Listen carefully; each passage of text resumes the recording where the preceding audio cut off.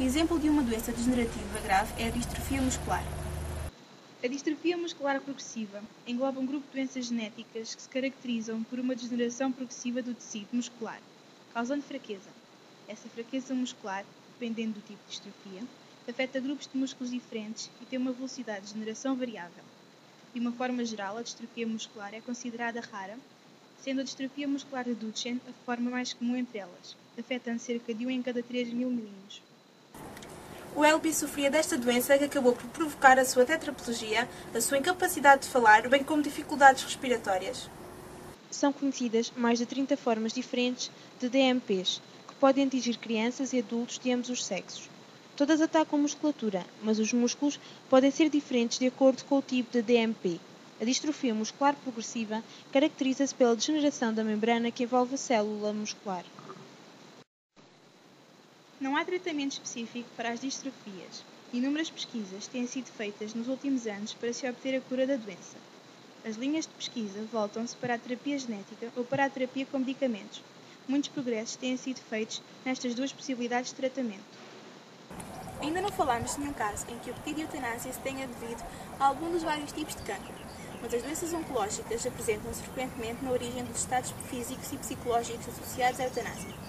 Um dos casos mais polémicos foi o de Chantal Sébir, uma professora reformada com 53 anos, de nacionalidade francesa, que sofria de uma forma rara de cancro que fez lutar pelo direito à morte através da eutanásia. Uma vez que o pedido foi negado, Sébir acabou por se suicidar com um fármaco. Assim sendo, é importante referirmos a esta doença.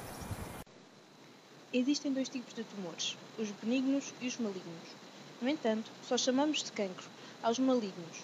Estes são bastante diversos, porém, todos se caracterizam pela divisão e crescimento descontrolado das células. Não será necessário alertar para os perigos desta doença, mas nunca é demais relembrar que os testes de rastreio são fundamentais para um diagnóstico precoce e consequente aumento da probabilidade de sucesso do tratamento. O facto de sermos saudáveis não descarta a hipótese de virmos a sofrer de cancro, mas diminui esta probabilidade. Portanto, é importante prevenir alterando certos hábitos, como a exposição demorada e excessiva, ou sem proteção ao sol, fumar ou beber. Quanto aos métodos, não há propriamente um manual de suicídio, como foi afirmado pelos profissionais de saúde por nós abordados. Perguntamos assim aos médicos, já referidos, se sabiam alguns métodos para aplicar a eutanásia, e obtivemos a seguinte resposta. Agora, os métodos que se utilizam para fazer isso, não me ocorre discutir sobre isso, porque não parece útil discutir métodos de eutanásia. Isso é um bocadinho como discutir métodos de homicídio. Não é? Como é que se pode colocar obviamente que há medicamentos que todos nós, vocês sabem isso também. Há medicamentos dados em determinadas doses, matam a pessoa, provocam-lhe danos gravíssimos. Como a injeção da morte para os Estados Unidos. E portanto, nós sabemos isso. Tal como podemos ver, não é fácil referir-nos aos métodos usados na prática da eutanásia, no entanto iremos abordar alguns, tanto gases como químicos e agentes físicos. Nos gases podemos observar várias variantes. Após inalação, o monóxido de carbono deixa a pessoa inconsciente, mas a atividade motora persiste. Há também o cianeto de hidrogênio, que causa morte por sufocamento. Nos agentes químicos, há o ácido barbitúrico e derivados, e o hidrato clorídrico e suas combinações. Em todos estes, a inconsciência acontece rapidamente e em alguns existe mesmo uma ansiedade transitória. Entramos por fim nos físicos, que não são propriamente os melhores e, como tal, não são bem encarados como métodos de eutanásia. Temos então o tiro ou a pancada controlada no cérebro ou atordoamento. Aqui, a inconsciência é instantânea, porém a atividade motora pode ocorrer após a inconsciência. Na eletrocução, ocorre paralisia espasmódica dos músculos respiratórios e fibrilhação ventricular. Como é óbvio, a eutanásia não é normalmente praticada fazendo uso de pancadas no cérebro, eletrocutando ou usando sacos de plástico. Embora tenhamos encontrado referências a estes métodos, acreditamos sinceramente que não se podem associar à eutanásia, que, tal como temos referido, se relaciona com uma boa morte.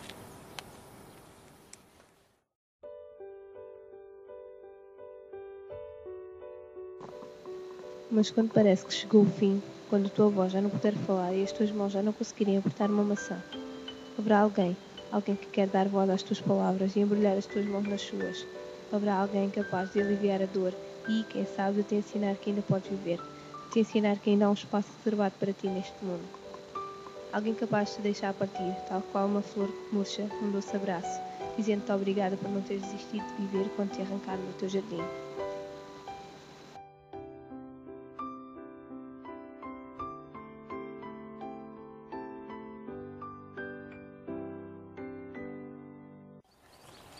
A medicina paliativa, ou cuidados paliativos, assume um papel importante enquanto alternativa à eutanásia.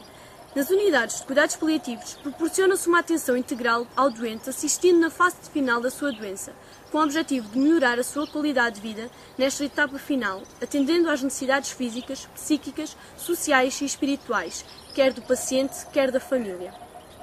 As necessidades físicas dos doentes advêm, tal como já foi dito, principalmente das doenças graves, especialmente o cancro, que atinge 80% dos doentes e que, com o tratamento adequado, pode chegar a controlar cerca de 95% da dor. Os tratamentos a efetuar destinam-se a atuar sobre os sintomas, reduzindo a dor. Mas então, quando surgiram os cuidados paliativos? O movimento moderno dos cuidados paliativos iniciou-se em Inglaterra na década de 60, alargando-se depois ao resto do mundo. Em Portugal, a introdução dos cuidados paliativos é bastante mais tardia, com as primeiras iniciativas a surgirem apenas durante a década de 90. No nosso país, podemos dizer que os cuidados paliativos são escassos e, ao contrário do que se pensa, não são apenas os idosos que carecem destes cuidados. O problema da doença terminal atravessa todas as faixas etárias, incluindo a infância. Estamos, portanto, a falar de dezenas de milhares de pessoas. Infelizmente, Portugal não possui ainda capacidades para prestar cuidados paliativos e muitas vezes os profissionais de saúde não se encontram preparados para cuidar da dor e estão educados para diagnosticar e tratar, mas não para olhar pelas pessoas terminais, agonizantes. Existe uma opinião muito generalizada de que a eutanásia só se coloca como escolha quando não existem cuidados paliativos. Por isso, abordámos esta questão durante a entrevista ao Dr. Martins dos Santos e à Dra. Clara Pires, que partilham esta opinião. De facto, os cuidados paliativos quase que destronam o conceito de eutanásia, quer dizer, na prática, a eutanásia concebida como, lá está, uma morte encomendada, não tem lugar numa relação médico-doente. A minha opinião é que os cuidados paliativos já deviam ter sido começados a aparecer no terreno há mais tempo e que ainda estão a começar agora, ainda insuficientes. Penso que se continuarmos nesta política, isso vai ajudar muito as pessoas já com doenças terminais e com doenças degenerativas.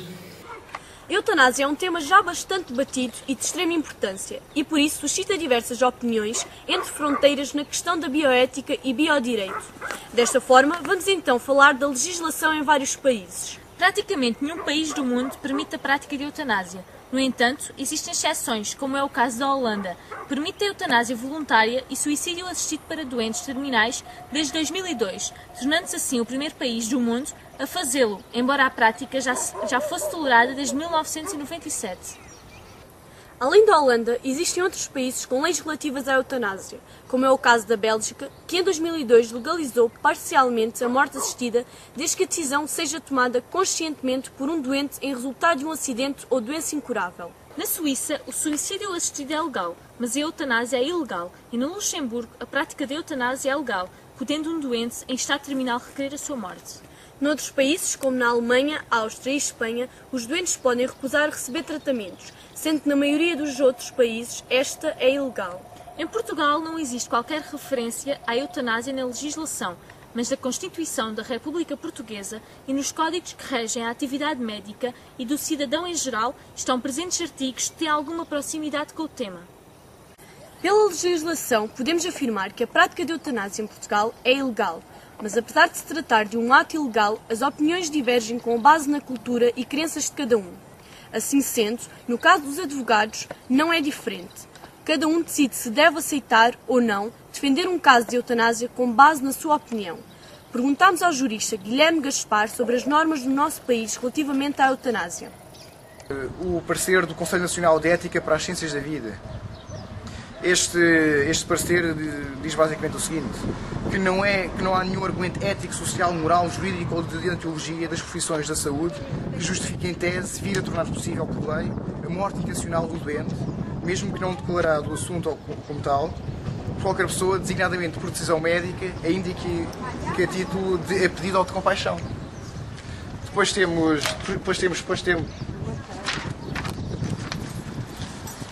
aqui também o Código Deontológico dos Enfermeiros. Diz basicamente também a mesma coisa que diz aqui o parecer da Comissão de Ética, da Comissão de Ética dos Médicos.